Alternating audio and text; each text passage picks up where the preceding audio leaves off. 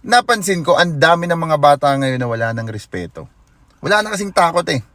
Sa tingin ko, dahil yan sa gentle parenting. Pero hindi yung tama yung lazy parenting na nirebrand. Pag-usapan kaya natin yan. Ano, game?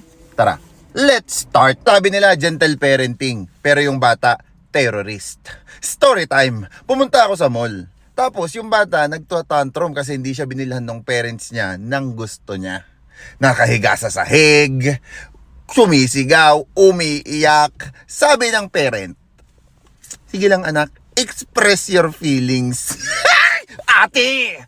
Express mo rin yung hiya. May audience ka, oh! Tangina ng bata ako, pag umiyak ka sa public, hindi ka i-validate, pinapatigil ka ng universe. Isang tingin lang ng magulang mo, hindi ka pa pinapalo. Alam mo yung, antayin mo pag nakarating tayo sa bahay. Umiikot na yung highlight sa utak mo.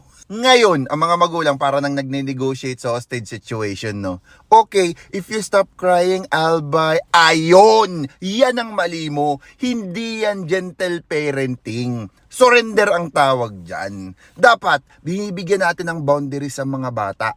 Hindi yung i-reward pa natin yung mga bad behaviors nila. Kaya paglaki ng anak mo, akala niya lahat ng no, trauma.